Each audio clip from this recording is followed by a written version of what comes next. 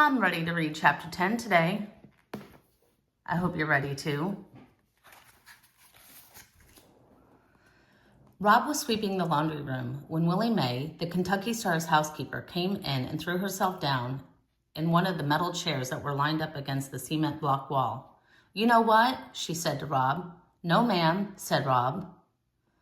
"I'll tell you what," said Willie Mae. She reached up and adjusted the butterfly clip in her thick black hair.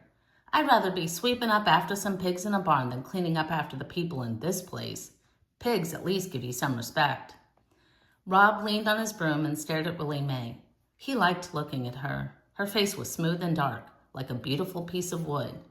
And Rob liked to think that if he had been the one who carved Willie Mae, he would have made her just the way she was, with her long nose and high cheekbones and slanted eyes.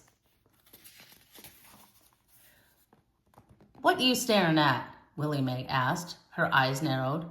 "What you doing out of school?" Rob shrugged.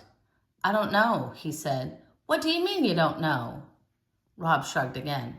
"Don't be moving your shoulders up and down in front of me, acting like some skinny old bird trying to fly away. You want to end up cleaning motel rooms for a living?" Rob shook his head. "That's right. Ain't nobody wants this job. I'm the only fool Beauchamp can pay to do it. You gotta stay in school," she said, "else you'll end up like me." She shook her head and reached into the pocket of her dress and pulled out a single cigarette and 2 sticks of 8-ball licorice gum.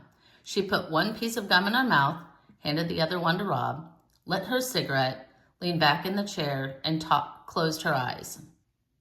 "Now," she said. The scent of smoke and licorice slowly filled the laundry room. "Go on and tell me why you ain't in school." "On account of my legs being all broke out," said Rob. Willie Mae opened her eyes and looked over the top of her glasses at Rob's legs. She said after a minute. "How long you had that?" "About 6 months," said Rob. "I can tell you how to cure that," said Willie Mae, pointing at his legs with her cigarette. "I can tell you right now. Don't need to go to no doctor." "Huh?" said Rob. He stopped chewing his gum and held his breath. What if Willie Mae healed him and then he had to go back to school? "Sadness," said Willie Mae, closing her eyes and nodding her head. "You keeping all that sadness down low in your legs. You not letting it get up to your heart where it belongs. You gotta let that sadness rise on up." "Oh," said Rob. He let his breath out. He was relieved. Willie Mae was wrong. She couldn't cure him. "The principal thinks it's contagious," he said. "Man ain't got no sense," Willie Mae said. "He's got a lot of certificates," Rob offered. "They're all framed and hung up on his wall." "I bet he ain't got no certificate for sense, though," said Willie Mae darkly. She rose up out of her chair and stretched. "I gotta clean some rooms," she said. "You ain't gonna forget what I told you about them legs, are you?" "No, ma'am," said Rob. "What did I tell you then?" she said, towering over him.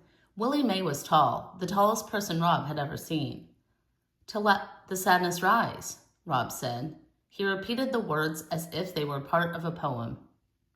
He gave them a certain rhythm, the same way Willie Mae had when she said them. "That's right," said Willie Mae. "You gotta let the sadness rise on up." She left the room in a swirl of licorice and smoke. After she was gone, Rob wished that he had told her about the tiger. He felt a sudden, desperate need to tell somebody who wouldn't doubt him, somebody who was capable of believing in tigers. Speaking of tigers, Tigger just joined me.